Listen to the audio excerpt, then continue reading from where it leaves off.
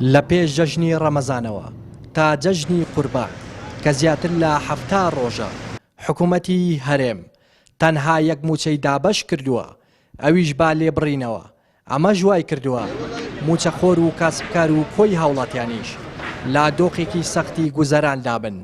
حکوومەتی هەرێم با چەندین سەرچاوەی داهاتەوە ئامادە نەبوو بەر لە جەژنی قوربان موچە دابەش بکە تا ببێتە ئۆغژنێک بۆ موچەخۆران و دڵخۆشێکی بچووک بۆ خێزانەکانیان کا چاوەڕوانی جەژنانە و دابەشکردنی پێداویستەکانی جەژنن. بەو هۆیەوە جوڵەی بازاڕەکان زۆر سستە و هاوڵاتیانیش ناتوانن پێداویستەکانی جەژن بکڕن.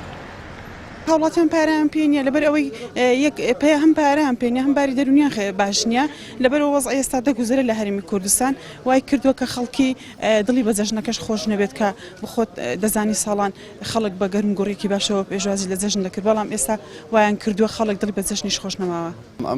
ئەم ساڵ سەیری کە دەبینین هیچ بۆ شێوەیە دڵخۆشی نابینین، هیچ گەرم و گوڕیەک نابینین، گەشی گۆڵیەک نابین لە هاوڵاتیاندا بەوەی کە دڵیان خۆش بێ بە جەژنەکە. کەواتە ئەمە هەمووی ئەوە دەگەیەنێت کە حکوومەت وەکو پێویست لە ئێستادا نەیتوانیوە بە هیچ شێوەیەک هاوڵاتیانی و موچەخۆرانی دڵخۆش بکە بەوەی کە لە کاتی خۆیدا بۆ نمونە ساڵانی پێشووی لە بەرە جەژنەکاندا موچە دەدرا، هاوڵاتی دەیتوانی لە موچەکەی جەژنانە و پێداویستەکانی جەژن دابین بکە. والله 500 لە باخلک مەشکم کە وڵا ناوی خۆیە ئەوان نەخۆی ئەو جێژنیەوە بەیانی جێژنیشە نییە کورە نەوەڵا نیمە بەڕاستیەکەی نییە نەبێت چێک لە عەرزێ دەری نایەنی لەکوێ بێنی خراپ هەما ژێمان دەنێ کەسیەوە گوێم لێ پازێژەتان دەنێ دوای جێژنێ جا من شەدەم بۆ دەربەندیەوێت دوای جێژن بۆ چییە؟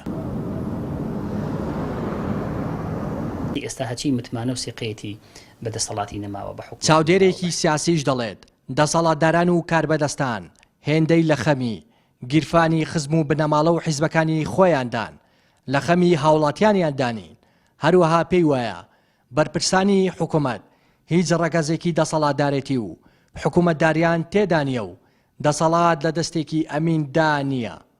گە دەستێکی ئەمین نەبوو تۆ هەرچەندە داهات زۆر بێت هەرچەندە پارە زۆر بێتە وڵاتەوە بەڵام ناتوانێت ئەمەی کە دەستی دەکەوێت بە یەکسانی بنێو خەڵکیدا بەشکات، چونکە ئەو کەسی کە ئەمین نەبوو خۆی بە سەرکردەی خەڵک نەزانی، خۆی بە سەرکردەی حیزبێک و نەماڵەیەک یان گروپ و دەستەیەک زانی زیاتر مشوری ئەو کەسانە دەخوا. ئەمەش بەڕاستی نەئەمینی ئەم کەسانە دەردەخات. بەداخەوە دەبێ بڵێن حکوومەتی هەرێمی کوردستان هیچ ڕەگەزێکی سەرەکی بوونی دەسەڵاتدارەتی و حکومڕانی تێدا نییە.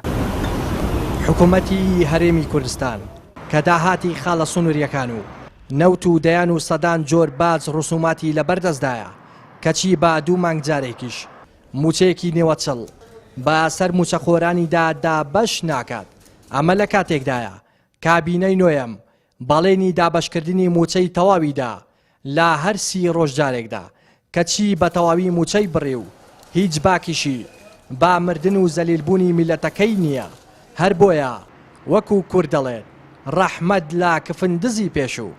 لا دەڤەری ڕاپەڕینەوە ڕێناس ئەرسەلان کەناڵی ئاسمانی پەیام.